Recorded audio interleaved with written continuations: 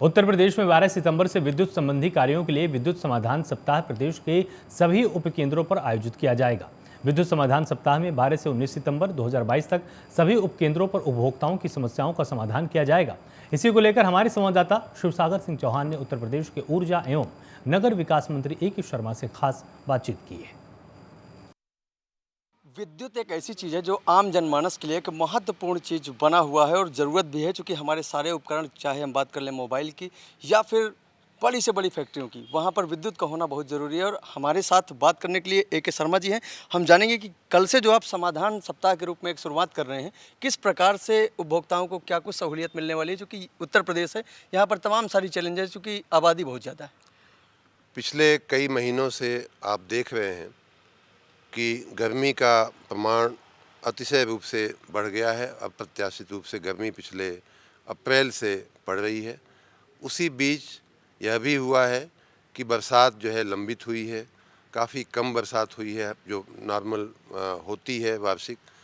उस परिस्थिति में विद्युत की मांग बहुत तेज़ी से बढ़ी है और इस समय हम लोग उत्तर प्रदेश के इतिहास में सबसे ज़्यादा बिजली इस समय हम लोग आपूर्ति कर रहे हैं उपभोक्ताओं को। फिर भी उसके बावजूद कई बार बिजली पहुंचने में या बिजली से जुड़ी हुई कई अपेक्षाएं जनता की पूरी नहीं हो पाती हैं, कई समस्याएं बीच में रह जाती हैं, कई मामले ऐसे होते हैं जिनका निपटारा उपभोक्ता और बिजली विभाग के बीच नहीं हो पाता है।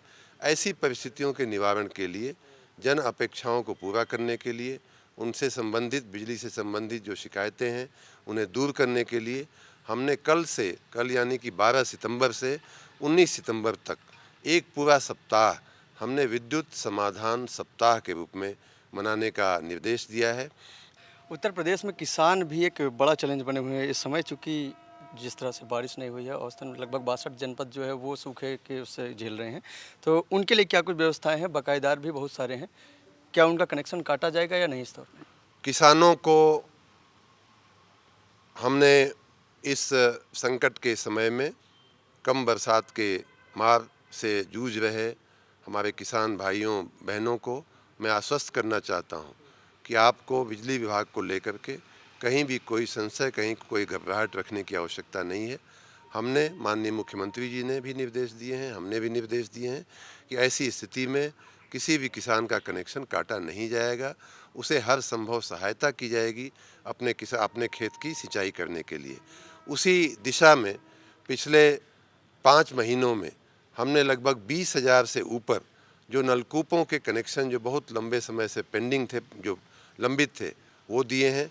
हर रोज़ हमारा प्रयास है कि ज़्यादा से ज़्यादा नलकूपों के कनेक्शन दिए जाएं। अभी 2 दिन पहले उस अधिकतम मांग को और भी आगे पार करते हुए विद्युत की जो मांग है वो 26,590 मेगावाट के पास पहुंच चुकी है।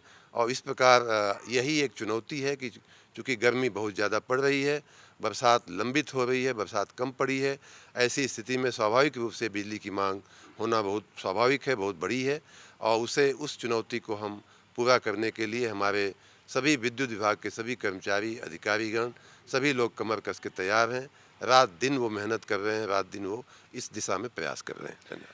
बिल्कुल, तो चुनौतियाँ तो बहुत सारी हैं, लेकिन विद्युत विभाग के चाहे मंत्री जी हों या फिर तमाम सारे वो अधिकारी जो ज़िम्मेदार हैं, वो पूरी तरह से उन्होंने कमर कस लिया है और पूरी तरह से जो विभागीय ज़िम्मेदार हैं वो उस पर नज़र बनाए हुए हैं और पूरी जो है चुनौती से निपटने के लिए तैयार है।